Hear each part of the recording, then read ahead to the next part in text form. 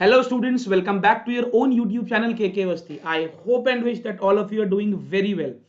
आज की इस वीडियो में बच्चों we are going to discuss the EMF equation of a transformer. A very important question for your semester examination. उससे पहले मैं आपको बता दूं, इससे पुराने वाले वीडियो में हम लोगों ने ट्रांसफार्मर का बेसिक प्रिंसिपल पढ़ा था, टाइप्स ऑफ ट्रांसफार्मर पढ़ा था, आइडियल ट्रांसफार्मर पढ़ा था. तो अगर आप ये सेशन या इस चैनल पर पहली बार आए हो तो please you can just watch the previous lecture for the basic introduction of the transformers. Right, चलो स्टार्ट करते हैं. देखिए, एक ईएमएफ इक्वेशन से डायरेक्टली थ्रू पैरामीटर्स हम बता सकते हैं कि एक ट्रांसफॉर्मर पर प्राइमरी, सेकेंडरी या किसी भी वाइंडिंग पर कितना ईएमएफ जनरेट हो रहा है. राइट, ये बात बहुत क्लियर है. Now we have already discussed that transformers work on AC. हर ऑल्टरनेटिंग क्वांटिटी एक कॉमन इक्वेशन से रिप्रेजेंट होती है एंड इन अ ट्रांसफॉर्मर आपको मालूम है that working flux is important. इस फ्लक्स की वजह से ही in accordings to electromagnetic induction, Faraday's laws of electromagnetic induction, EMF induce होता है.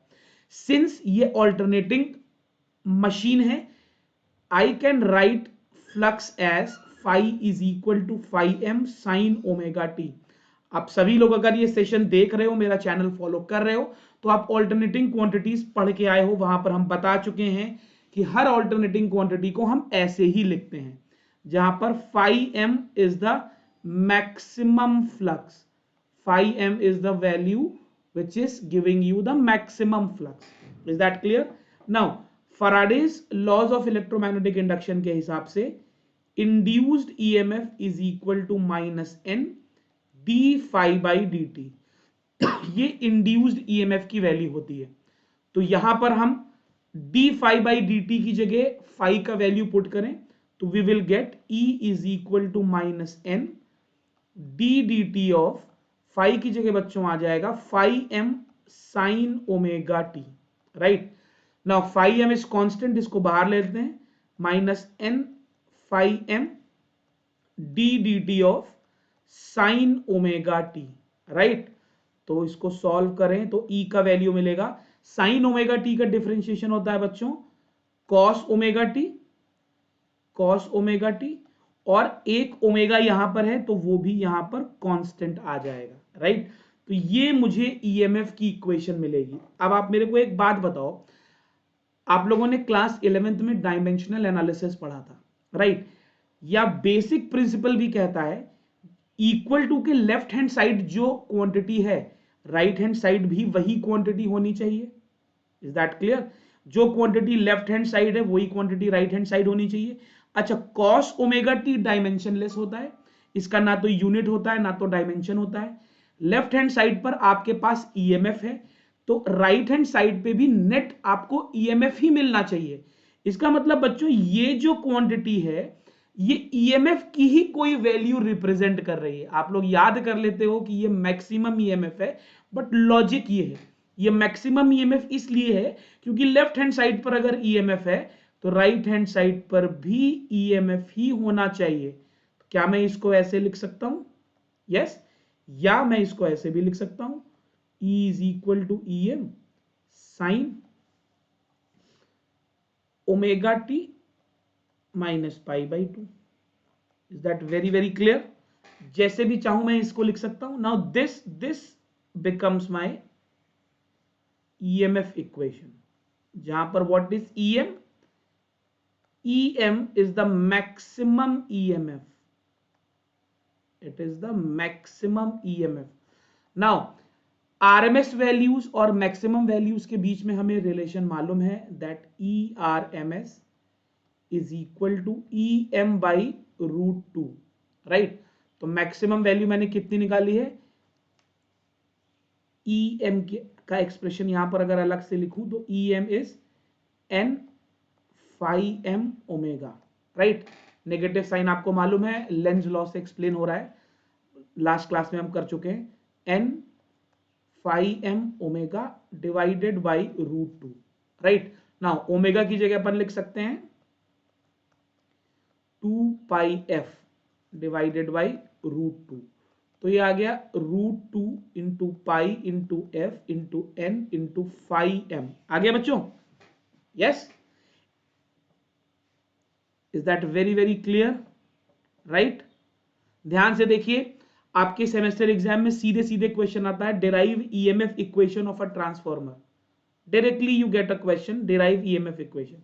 नाउ √2 पाई को जब आप सॉल्व कर लोगे तो you will get E is equal to 4.445m F into n. Now this is the EMF equation of a transformer, right? आपको मालूम है ERMS हमारी नॉर्मल वैल्यू होती है, इसको हम E से ही लिखते हैं। हम नॉर्मली आरएमएस वैल्यूज में ही डील करते हैं बच्चों, ठीक है ना। ऑल्टरनेटिंग क्वांटिटी की अगर मैं आपको बोल रहा हूं 5 वोल्ट का ऑल्टरनेटिंग क्वांटिटी है तो वो 5 ईआरएमएस वैल्यू ही होगा, ठीक। अच्छा, एक्सक्यूज मी, इस जनरल इक्वेशन से मैं प्राइमरी और सेकेंडरी दोनों साइड इंड्यूस्ड ईएमएफ निकाल सकता हूं। तो induced EMF for primary side कितना हो जाएगा?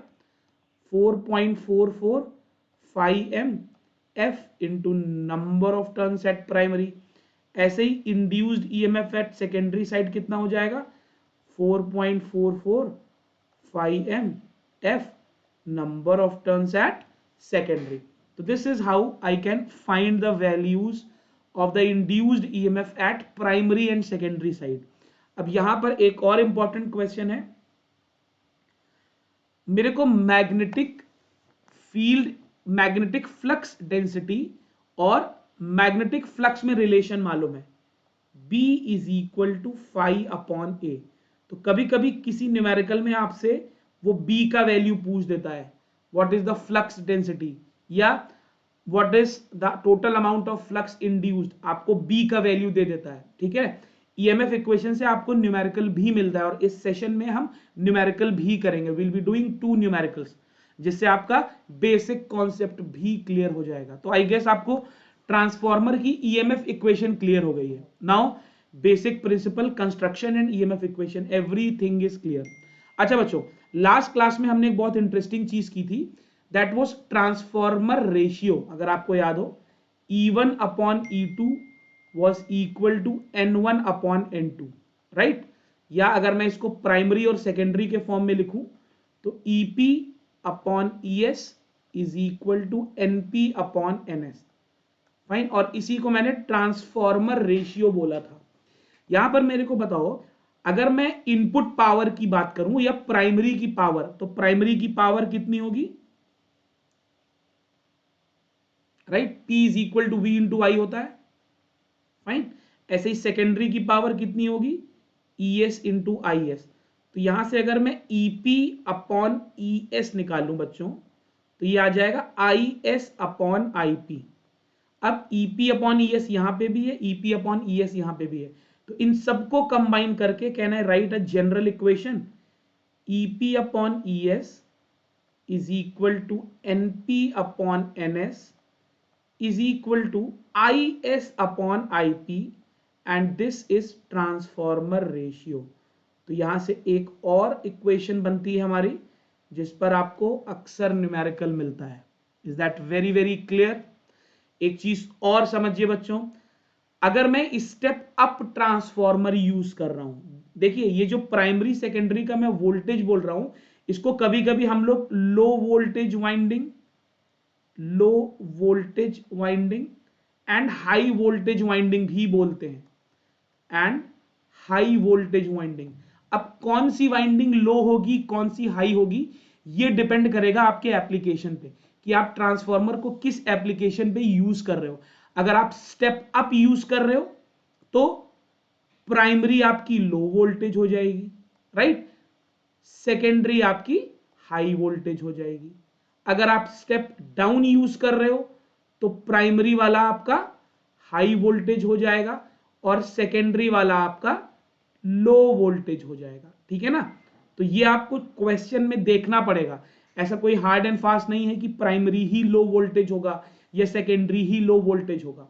Depending on the numerical, depending on the question, you will decide कौन सा लो वोल्टेज है and which winding is a high voltage winding. Is that very clear to all of you? Right? चलो फटाफट से question कर लेते हैं एक दो. Okay. The first question says a transformer with 800 primary turns. So number of primary turns is 800 and 200 secondary turns. Number of secondary turns is 200.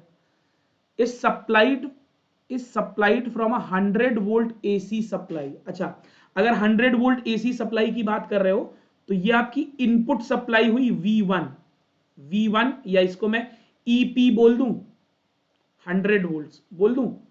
What is the secondary voltage and the voltage per turn? It's very easy. हमें transformer ratio use करना है. EP upon ES is equal to NP upon NS. यहां से ES का value कितना आ जाएगा? ES will be EP into NS upon NP. What is EP? EP is 100, NS is 200, NP is 800. Right? Is that very clear? तो ये आपको 25 volts मिल जाएगा. 25 volts will be the secondary voltage. Second आपको क्या बोलना है? Voltage per turns. तो primary का वोल्टेज पर टर्न्स कितना हो जाएगा? प्राइमरी वोल्टेज, यहां पे मैं EP यूज कर रहा हूं तो आप भी EP यूज कर लो. Primary EMF upon number of turns in primary. Primary का EMF आपने निकाला हुआ है 100, number of turns is primary में 800, तो 1 अपॉन 8 दिस विल गिव यू 0.125. ऐसे ही सेकेंडरी का नंबर ऑफ टर्न्स आ जाएगा 200. सेकेंडरी में you have got 200. Yes, 200. Secondary का voltage is 25. Okay, so 25 divided by number of turns in secondary which is 200. okay, again 0.125. तो आप देख रहे हो वोल्टेज टर्न रेशियो यहां पर सेम आ रहा है. क्लियर है बच्चों? ये सेशन फर्स्ट ईयर के स्टूडेंट्स के लिए है, तो मैं बहुत बेसिक से पढ़ा रहा हूं. राइट? अगर आप थर्ड ईयर इलेक्ट्रिकल इंजीनियरिंग के स्टूडेंट हो तो ये सिर्फ आपके बेसिक कॉन्सेप्ट के लिए. This is for class 10th and 12th students जो ट्रांसफॉर्मर पढ़ रहे हैं, and for BTech first year students only. Right? चलो एक क्वेश्चन और करते हैं. Again 3300 250 volt. चलो भाई, मेरे को प्राइमरी दिया हुआ है. प्राइमरी इसको अपन अब की बार EP बोल दें, दैट इज 3300 वोल्ट्स. अपन को सेकेंडरी दिया हुआ है, दैट इज 250 वोल्ट्स, एंड आपको फ्रीक्वेंसी दी है 50 हर्ट्ज. देखिए इंडिया में हम 50 हर्ट्ज पे ही काम करते हैं. ओके, आपको कोर का एरिया दिया हुआ है, एरिया इज 125 सेंटीमीटर स्क्वायर या 125 into 10 to the power -4 metre square. Right? And 70 turns in low voltage winding. Now अब जरा ध्यान से देखिए, ये देखकर आपको डिसाइड करना पड़ेगा कि ये स्टेप अप है या स्टेप डाउन है. तो मेरे को ये स्टेप डाउन दिख रहा है, स्टेप डाउन. अगर स्टेप डाउन ट्रांसफॉर्मर है तो लो वोल्टेज वाइंडिंग कौन सी हुई? प्राइमरी हुई या सेकेंडरी हुई? कम ऑन, वीडियो को पॉज करके फटाफट से मेरे को बताओ, what will be the low voltage winding? ये जो आपको 70 टर्न्स दे रखे हैं, ये किसके टर्न्स दे रखे हैं? सेकेंडरी के दे रखे हैं. सेकेंडरी में आपके पास 70 टर्न्स हैं. बात समझ में आई बच्चों? ये चीज ध्यान रखिएगा, नंबर ऑफ टर्न्स में गलती नहीं होनी चाहिए, अदरवाइज मिस्टेक हो जाएगा आपसे. I mean you will lose your marks. Right? You will lose your marks. Right? चलो, अब अपने को क्या निकालना है? The value of maximum flux density. देखिए आ गया बी की बात कर रहे हैं. अच्छा, बी कितना होता है? मैंने अभी बताया था, फाई अपॉन ए. राइट? अभी फाई कैसे निकालेंगे? फाई के लिए जरा देखो, मेरे पास सेकेंडरी का टर्न्स भी है, फ्रीक्वेंसी भी है, सेकेंडरी का वोल्टेज भी है. तो क्या मैं सेकेंडरी के लिए अपनी इक्वेशन लिख सकता हूं? 4.44 फाई एफ एन एस लिख सकता हूं. यहां से क्या मैं फाई निकाल सकता हूं? Phi will be ES divided by 4.44 into F into NS. आ गया बच्चों? ये वैल्यू यहां पुट कर दो. बी का वैल्यू आ जाएगा number of turns in secondary divided by 4.44 F into N S into A. अब आपको सिर्फ वैल्यू पुट करनी है। सेकेंडरी के नंबर ऑफ टर्न्स कितने हैं 250 डिवाइडेड बाई 4.44 इंटू फ्रीक्वेंसी कितनी है 50। सेकेंडरी का वोल्टेज है 250, sorry, number of turns in secondary is 70 and what is the area of cross section आपने निकाल लिया 125 into 10 to the power -4। This is your area of cross section. इसको solve कर लेना, मैं आपको सीधे आंसर बता रहा हूं, answer will be this much tesla. Is that very very clear? Right. Next part आपसे पूछ रहा है you have to find the number of turns on the high voltage winding. High voltage winding अपनी कौन सी है? प्राइमरी वाइंडिंग हाई वोल्टेज है, तो आपको प्राइमरी में नंबर ऑफ टर्न्स निकालने हैं। क्लियर है? तो ठीक है भाई, NP upon NS will be equal to EP upon ES। यहां से number of turns in primary कितना आ जाएगा NS into EP upon ES। Secondary में 70 टर्न्स हैं, प्राइमरी पे अपने पास वोल्टेज कितना है 3300, सेकेंडरी पर अपने पास वोल्टेज है 250, राइट। आप इसको सॉल्व कर लोगे, you will get 924 turns. Is that very very clear? I guess आपको न्यूमेरिकल भी समझ में आ गया है and you have understood the basic concept also. So this brings us to the end of the session. इसके बाद we'll be studying phasor and equivalent circuits of the transformer, जो कि बहुत कॉन्सेप्चुअल है। तो if you want to connect with us, आपको description में एक टेलीग्राम चैनल का लिंक मिल जाएगा, right. That is the channel, वहां जहां पर हम basic fundamental of basic electrical engineering first year के सभी स्टूडेंट्स कनेक्टेड हैं। आप अपने डाउट्स भेज सकते हो, आप अपने नोट्स भेज सकते हो, क्वेरीज पूछ सकते हो। तो अगर आपने अभी तक चैनल सब्सक्राइब नहीं किया है तो do subscribe it, click on the bell icon so that आपको मेरे आने वाले सेशंस का अपडेट मिलता रहे। And yes, if you wish to, you can connect with us on Telegram. Thank you very much. Stay healthy. Take very good care of yourself.